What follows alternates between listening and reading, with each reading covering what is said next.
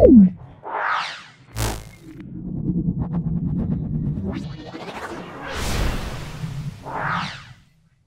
স্কুলটা Howrah Vivekananda institution solve করছি। ভিডিওটা প্রথম থেকে শেষ পর্যন্ত দেখো, অবশ্যই ভিডিও থেকে তোমরা উপকৃত হবে। খুব ভালো করে চলে এসো। দেখো, গ্রুপ এ র্যাকেটটা এনটিপিতে 67.2 লিটার অক্সিজেন গ্যাসের মোল সংখ্যা কত? এটা উত্তরটা কিন্তু 3 হবে। দেখে নাও কি করে হবে। আমরা বলবো 67.2 বাই 22.4। এটা কাটাকাটি করলে আমরা বলবো 3। তাহলে এন এর মানটা পেয়ে গেলাম 3। 67.3 বাই 22.4 এটা করলে আমরা 3 মোল বলবো। কোনো পরিবাহী তাপীয় রোধ কোন বিষয়ের উপর নির্ভর করে না? তাপীয় রোধ নির্ভর করে না, এটা হলো দুই প্রান্তের বিভব পার্থক্য। তাপীয় রোধ নির্ভর করে না, সেটা হলো দুই প্রান্তের তাপমাত্রার পার্থক্যের উপর নির্ভর করে না।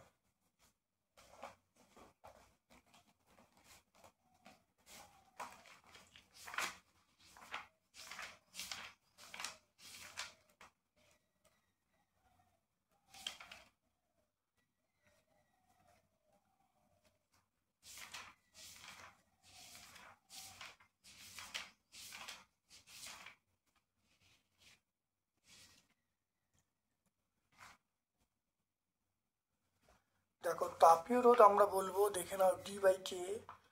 ডি মানে বেদটা, কে মানে তাপ পরিবেশাঙ্ক, এ মানে আমরা বলবো ক্ষেত্রফল। এ মানে আমরা কি বলবো? ক্ষেত্রফল।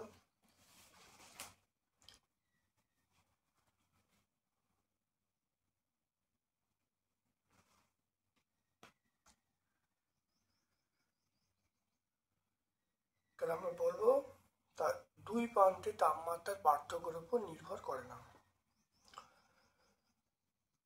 হিটারে নাইক্রোম তারের পরিবর্তে ব্যবহার করা যেতে পারে, সেটা ম্যাঙ্গানিনের তার। আমরা বলবো ম্যাঙ্গানিনের তার ব্যবহার করা যেতে পারে। ফ্যারাডের সূত্রদ্বয় কি ব্যাখ্যা করে?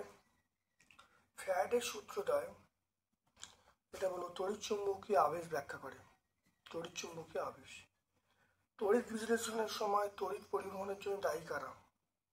এটা হলো anion cation. Hydrogen sulphide gas প্রস্তুতি কোনটি ব্যবহার করা হয়? হাইড্রোজেন সালফাইড গ্যাস প্রস্তুতির জন্য আমরা ব্যবহার করি অপশান ডি, ফেরাস সালফাইড ব্যবহার করি। তড়িৎ বিজারণ ছাড়া নিষ্কাশন করা যায় না এমন ধাতু। তড়িৎ বিজারণটা নিষ্কাশন করা যায় না একটা ধাতু, সেটা হলো আমরা বলবো ক্যালসিয়াম। ক্যালসিয়াম নিষ্কাশন করা যায় না। তড়িৎ বিজারণ ছাড়া নিষ্কাশন করা যায় না, সেটা ক্যালসিয়াম। গ্রুপ বি এর প্রশ্নে চলে এসো।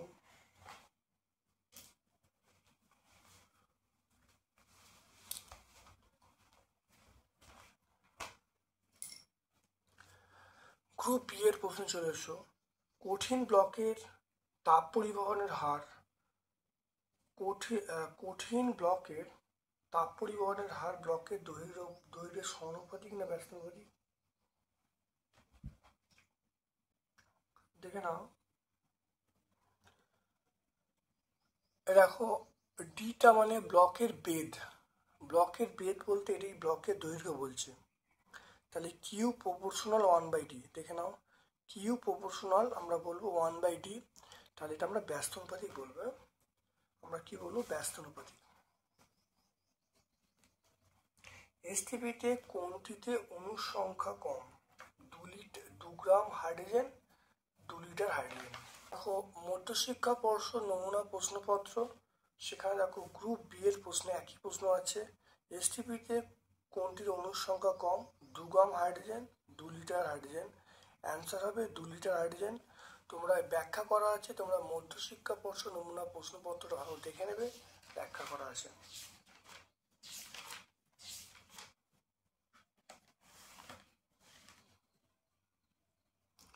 এসটিপিতে এসটিপিতে 1 গ্রাম পরিমাণ গ্যাসের আয়তন 140 ml। গ্যাসটির আণবিক ওজন কত? তাহলে 140 into 10⁻³ লিটার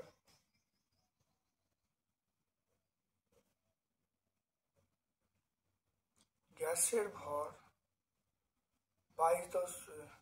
গ্যাসের ভর আমরা কত বলবো, সেটা বলবো 1 গ্রাম। 1 লিটার গ্যাসের ভর 1/140 into 10⁻³ 22.4 লিটার।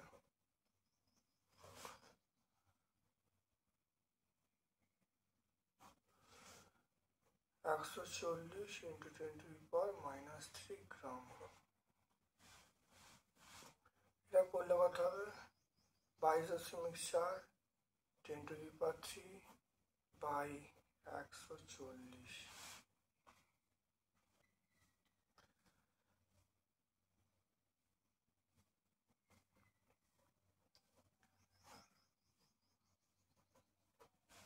এটা ভাগ করলে আমরা পাবো 160 গ্রাম। 160 গ্রাম। তাহলে গ্যাসটির আণবিক ওজন, অতএব গ্যাসটির আণবিক ওজন 160 গ্রাম। 140 into 10⁻³ গ্যাসের ভর 1 গ্রাম, একে কত আর 22.4 কত করলে দেখো আসছে 160 গ্রাম। তাহলে গ্যাসটির আণবিক ওজন হলো 160 গ্রাম।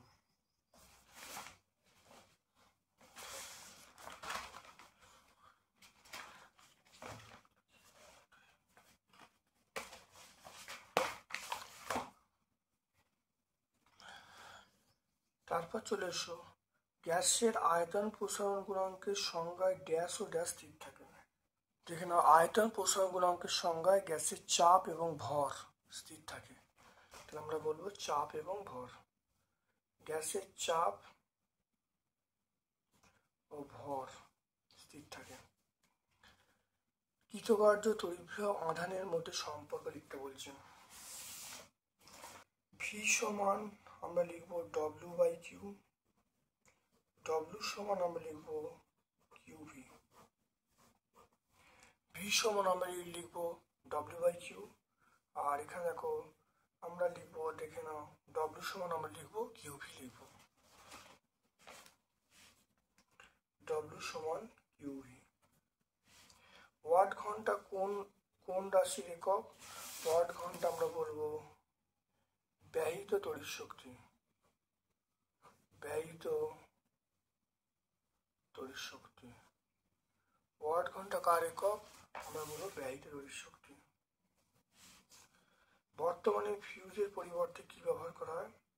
ফিউজ তারের পরিবর্তে আমরা ব্যবহার করি MCB ব্যবহার করি।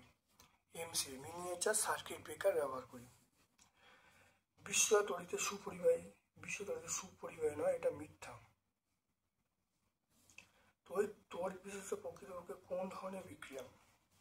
জারণ বিজারণ প্রক্রিয়া বলতে পারি, বা রাসায়নিক বিক্রিয়া এটাও বলতে পারি। দুটো বলা হয়, আমরা বলতে পারি জারণ বিজারণ। জারণ বিজারণ বলতে পারি বা রাসায়নিক বিক্রিয়া বলতে পারি। নাইট্রোলিয়ামের উপাদান কি?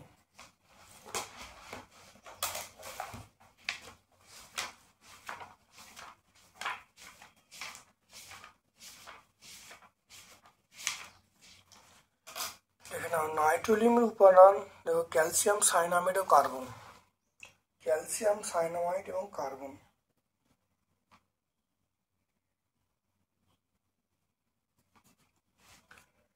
কার্বন বিজারণ পদ্ধতিতে ধাতুর সঙ্গে প্রাপ্ত গ্যাসটির নাম কি?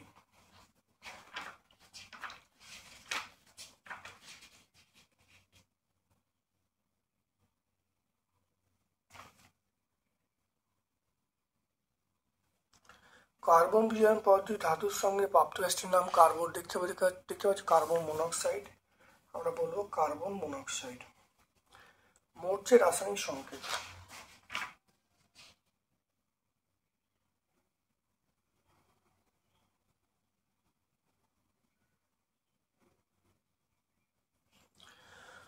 দেখো মরছে রাসায়নিক সংকেত Fe2O3, X6O, Fe2O3 XH2 মরচের সংকেত।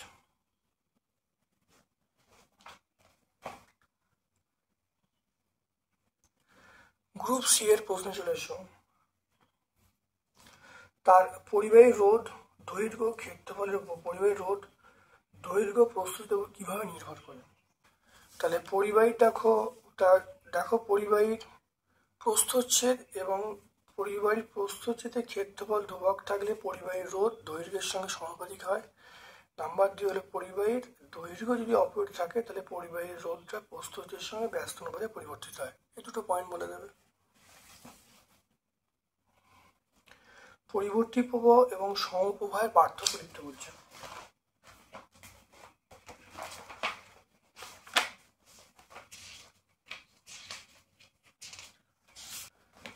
দেখো সমপ্রবাহ এবং পরিবর্তী প্রবাহের পার্থক্য এখানে দেখে না। সমপ্রবাহ মানে কি? সমপ্রবাহ মানে যে প্রবাহের উপর সবসময় একই দিকে হয় তাকে সমপ্রবাহ বলবো। আর পরিবর্তী প্রবাহ নির্দিষ্ট সময় অন্তর প্রবাহমাত্রার দিক এবং মান চেঞ্জ হয় তাকে বলা হচ্ছে পরিবর্তী প্রবাহ। আর সমপ্রবাহের কম্পাঙ্ক একই থাকে, পরিবর্তী প্রবাহের কম্পাঙ্ক পরিবর্তন ঘটে।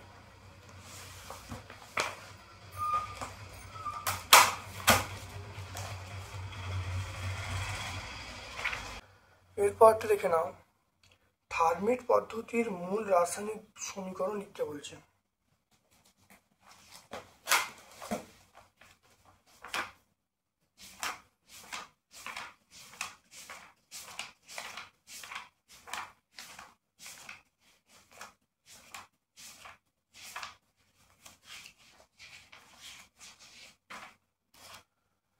থার্মিট পদ্ধতির মূল রাসায়নিক সমীকরণ দেখে নাও। দেখো Fe2O3 প্লাস Al সমান Fe প্লাস Al2O3, এটাই মেন সমীকরণ।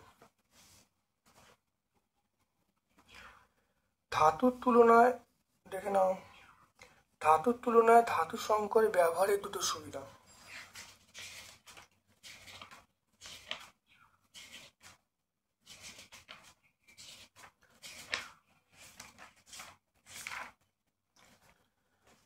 এক নম্বর হলো দেখে নাও ধাতুর দেখে নাও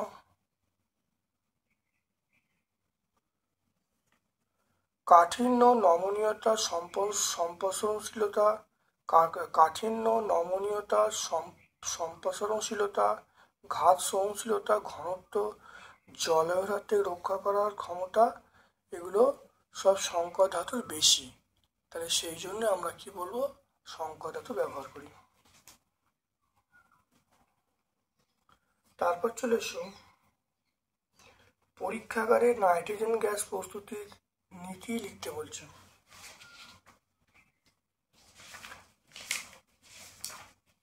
পরীক্ষাগারে নাইট্রোজেন গ্যাস প্রস্তুতির নীতি দেখে নাও। এটা সোডিয়াম নাইট্রাইট এবং অ্যামোনিয়াম ক্লোরাইডের জলীয় দ্রবণ, সোডিয়াম নাইট্রাইট এবং অ্যামোনিয়াম ক্লোরাইডকে 1:1 অনুপাতে মিশিয়ে জলীয় দ্রবণকে সতর্কতার ধীরে উত্তপ্ত করা হলো। প্রথম ধাপে দেখো সোডিয়াম নাইট্রাইট এবং অ্যালুমিনিয়াম বিক্রিয়া করে অ্যামোনিয়াম নাইট্রাইট উৎপন্ন হবে। তারপর তাকে অ্যামোনিয়াম নাইট্রাইটকে তাপ দিলে সেটা হলো নাইট্রোজেন উৎপন্ন হবে। তারপর দেখো অ্যামোনিয়াকে জলের নিম্ন অপসারণ দ্বারা সংগ্রহ করা যায় না কেন? অ্যামোনিয়াকে জলের নিম্ন অপসারণ দ্বারা সংগ্রহ করা যায় না কেন? কারণ অ্যামোনিয়া গ্যাস জলে অত্যন্ত দাহ্য এবং জলে দ্রবীভূত হয়ে অ্যামোনিয়াম হাইড্রোক্সাইড উৎপন্ন হয়, তাই অ্যামোনিয়াকে জলের নিম্ন অপসারণ দ্বারা সংগ্রহ করা যায় না। দেখে না ভালো করে।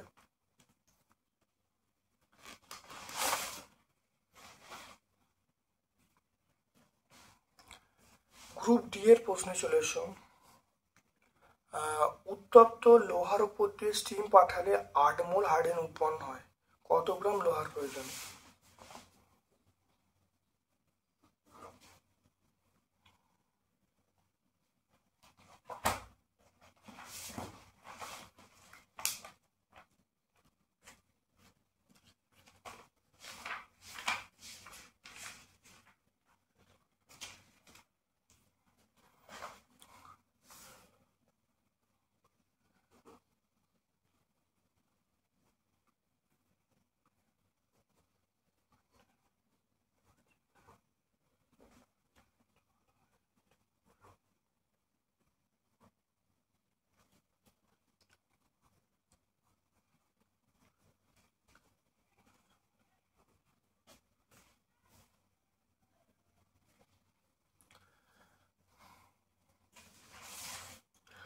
উত্তপ্ত লোহার উপর দিয়ে স্টিম চালনা করলে 8 গ্রাম হাইড্রোজেন উৎপন্ন হয়, আর 8 গ্রাম হাইড্রোজেন উৎপন্ন করতে কত গ্রাম লোহার প্রয়োজন?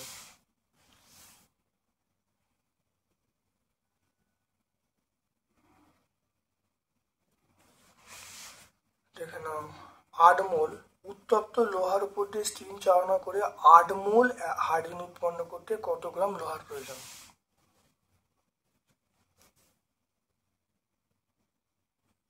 3 × 56 গ্রাম। আর এখানে এটা হলো, এটা আমরা বলবো 4 মোল। এটা 4 মোল। 2 গ্রাম, 2 গ্রাম মানে 4 মোল। দেখো 4 মোল অ্যামোনিয়া, 4 মোল হাইড্রোজেন উৎপন্ন করতে লোহার প্রয়োজন 3 × 56 গ্রাম। এটা করলে কত? 168 গ্রাম।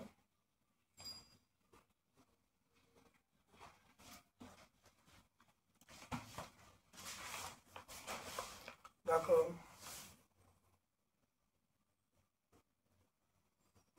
4 মোল হাইড্রোজেন,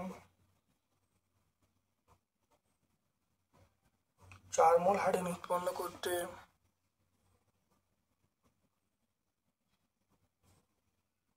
লোহার প্রয়োজন 4 মোল হাইড্রোজেন। দেখো দেখে নাও, 4 মোল হাইড্রোজেন উৎপন্ন করতে লোহার প্রয়োজন কত? আমরা বলবো 168 গ্রাম। 8 মোল, 8 মোল হাইড্রোজেন উৎপন্ন করতে লোহার প্রয়োজন 168/4 × 8। এটা কাটাকুটি করলে 2 হলো 336 গ্রাম।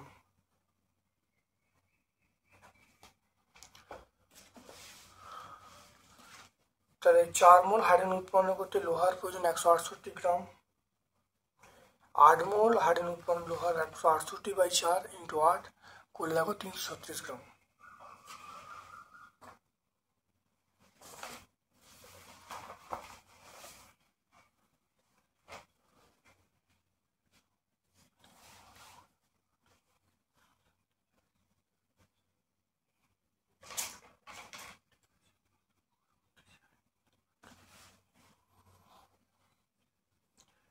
উচ্চ তাপমাত্রাতে অ্যালুমিনিয়াম দ্বারা Fe2O3 কে বিজারিত করে 558 গ্রাম Fe প্রস্তুত করতে কত গ্রাম অ্যালুমিনিয়াম প্রয়োজন?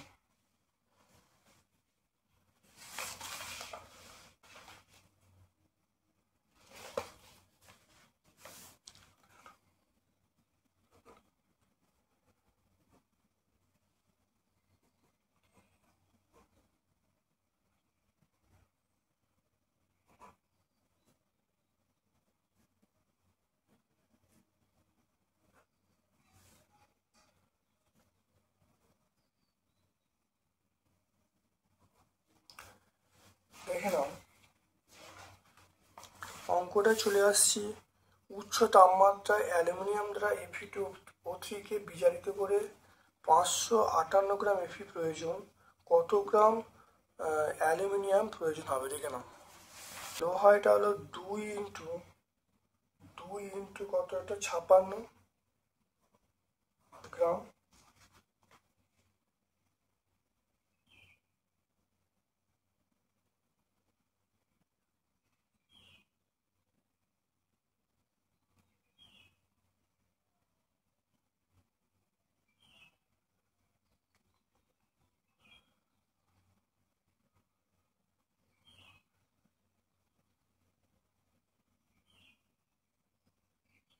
এটা হলো 112 গ্রাম।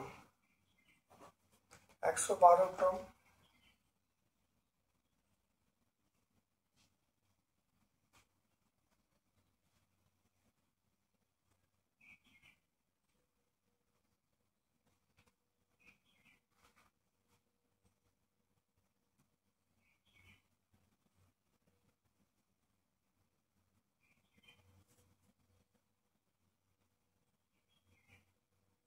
আমরা বলবো 2 × 27। 2 × 27 মানে আমরা বলবো কত? 54।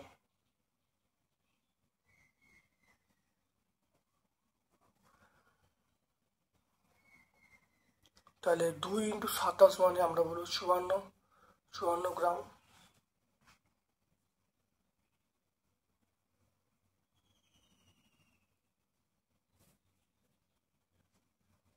তাহলে দেখে নাও 112 গ্রাম। 112 গ্রাম এফি থেকে অ্যালুমিনিয়াম এফি উৎপন্ন করতে 112 গ্রাম এফি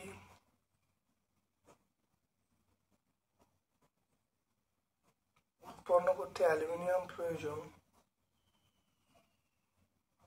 অ্যালুমিনিয়াম প্রয়োজন 54 গ্রাম।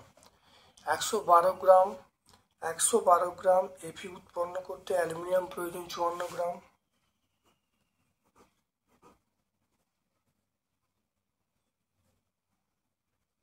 চুয়ান্ন বাই 112।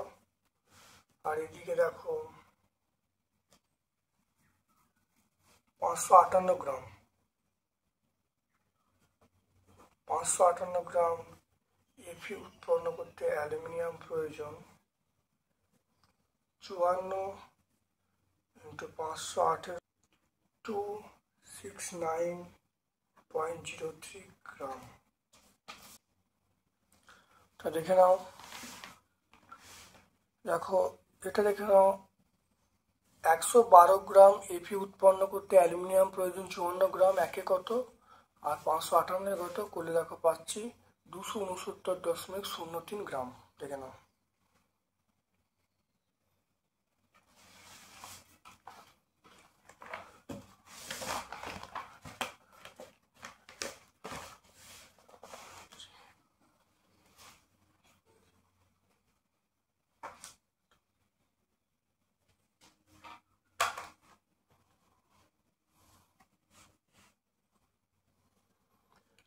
তারপর তড়িৎ প্রবাহের সঙ্গে দেখো তড়িৎ প্রবাহের সঙ্গে তড়িৎ প্রবাহতা তুল্যতা ধারণা থেকে তাপবিরোধের সমীকরণ। তড়িৎ প্রবাহের সঙ্গে তাপ প্রবাহের তুল্যতা ধারণা থেকে তাপবিরোধের রাশিমালা প্রতিষ্ঠা করতে বলছে।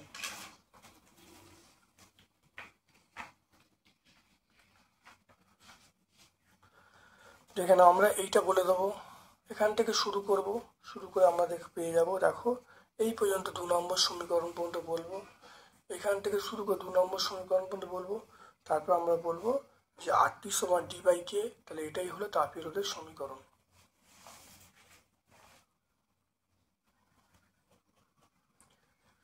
তারপর দেখো তড়িৎ প্রবাহের তাপীয় ফল সংক্রান্ত জুলের সূত্র।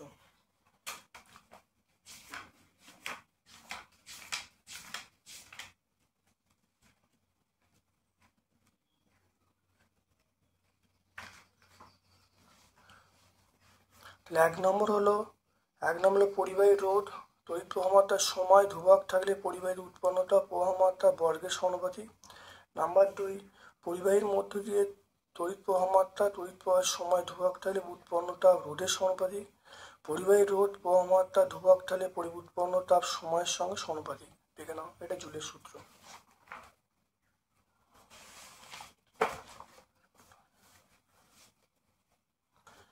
4.4-এ চলে এসো। দেখো সমান্তর সমবায়ের ক্ষেত্রে তুল্য রোধের রাশিমালা প্রতিষ্ঠা করতে বলছে। সমান্তর সমবায়ের ক্ষেত্রে তুল্য রোধের রাশিমালা প্রতিষ্ঠা করতে বলছে।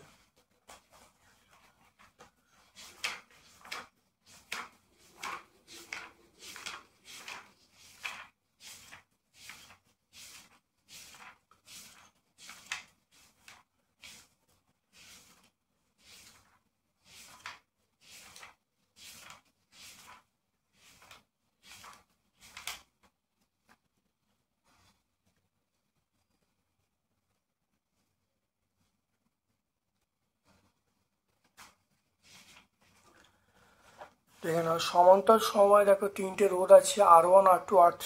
R1 রোধের মধ্যে দিয়ে আয়ন প্রবাহমাত্রা, I2 রোধের মধ্যে R2 রোধের মধ্যে I2 প্রবাহমাত্রা, R3 রোধের মধ্যে দিয়ে I3 প্রবাহমাত্রা যাচ্ছে।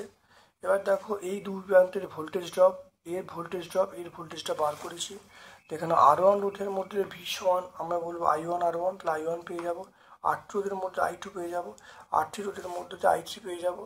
এবার দেখো I সমান I1 plus I2 plus I3, মানগুলো বসিয়ে বসে দেখো I সমান V 1/R1 plus 1/R2 plus 1/R3। এবার দেখো তুল্যরোধ আমরা লিখি, তুল্যরোধ দেখো লিখছি, এটা V লিখছি, এটা V, আর এটা হলো RP। RP মানে সে সমান্তর সমবায় তুল্যরোধ। তাহলে মান পেয়ে গেলাম V সমান IRP, তাহলে I সমান V/RP তুলনা করলাম, তাহলে 1/RP সমান 1/R1 plus 1/R2 plus 1/R3। এটাই কিন্তু সমীকরণ।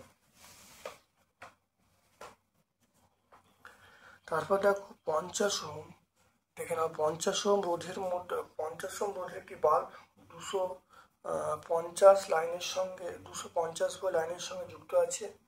বাল্বটি প্রতিদিন 6 ঘন্টা করে যদি চলে 30 দিনে কত খরচ হবে, আর প্রতি ইউনিটের দাম 4 টাকা। তড়িৎ শক্তি, দৈনিক ব্যয়িত তড়িৎ শক্তি, তাহলে দৈনিক ব্যয় তড়িৎ শক্তি কত হবে, তাহলে 1250 ইন্টু ঘন্টা 6 ঘন্টা, তাহলে এটা আমি 1000 দিয়ে ভাগ করব, ভাগ করলে আমি এত বিওটি পাবো। তাহলে দৈনিক ব্যয়িত ওয়াট ঘন্টা 1000। এবার দেখো 30 দিনে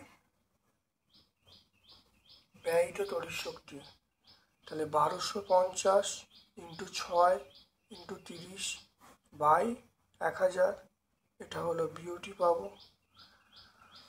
দেখে নাও তারপরে দেখো 30 দিনে খরচ, 30 দিনে মোট খরচ,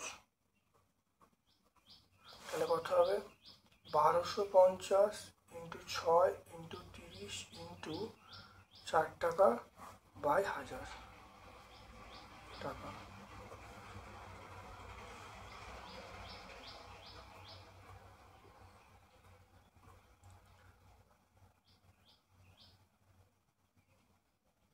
পাঁচ দিয়ে কাটছি, 5 দিয়ে কাটলে 25, 5 দিয়ে কাটলে 2, এটা কাটলে 6 আছে, এটা কাটলে কত 3, কত পাবো দেখো 900 টাকা পাবো। তাহলে R সমান পেয়ে গেলাম 50 ওহম, V সমান 250 ভোল্ট, V সমান IR, তাহলে I এর মান দেখো পেয়ে গেলাম 250 করলে 5 অ্যাম্পিয়ার। P সমান IV, তাহলে I এর মান V এর মান বসতেছি, P এর মান পেয়ে গেলাম। তাহলে দৈনিক ব্যয় তড়িৎ শক্তি, তাহলে ওয়াট ঘন্টা 1000 বিওটি। এবারে এইটাকে 30 দিয়ে গুণ করলে তাহলে এক মাসে কত তড়িৎ শক্তি ব্যয় হচ্ছে, তাহলে 30 দিনে খরচা করতে হবে, ইন্টু 4 দিয়ে গুণ করলে মোট খরচা পেয়ে যাব কত 900 টাকা।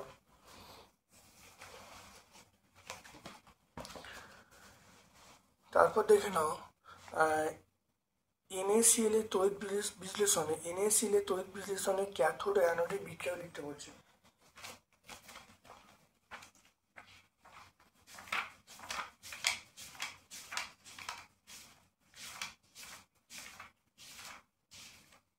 দেখো NaCl এর তড়িৎ বিশ্লেষণে দেখো ক্যাথোডের বিক্রিয়া, অ্যানোডের বিক্রিয়া, দেখে না ভালো করে। তারপর দেখো অনুঘটকের সাহায্যে অ্যামোনিয়ার জারণ বিক্রিয়ার মাধ্যমে নাইট্রিক অ্যাসিড প্রস্তুতির শর্ত এবং রাসায়নিক সমীকরণ লিখতে বলছে।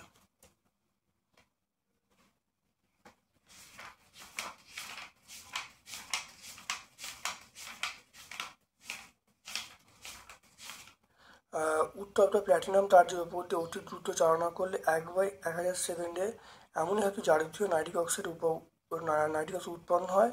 তাহলে বিক্রিয়া যেটা বলে দেবো, বলে দিলে উত্তর হয়ে যাবে অ্যামোনিয়ার জারণ।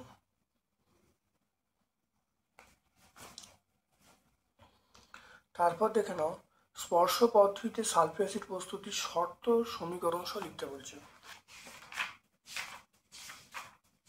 দেখে নাও স্পর্শ পদ্ধতি, আমরা এই কটা 3টে পয়েন্ট আছে। 1 নম্বর পয়েন্ট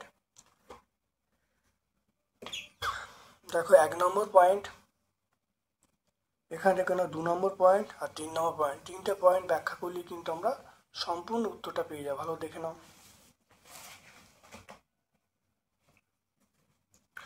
তাহলে 7 নম্বর স্কুলটা সেটা হাওড়া বিবেকানন্দ ইনস্টিটিউশন। সম্পূর্ণ ব্যাখ্যা করলাম। ভিডিওটা প্রথম থেকে শেষ পর্যন্ত দেখো, অত্যন্ত কার্যকরী ভিডিও। প্রত্যেকটা ভিডিও প্লেলিস্টে দেওয়া থাকবে। আমার পক্ষ থেকে সকলকে ধন্যবাদ এবং শুভ কামনা জানাচ্ছি।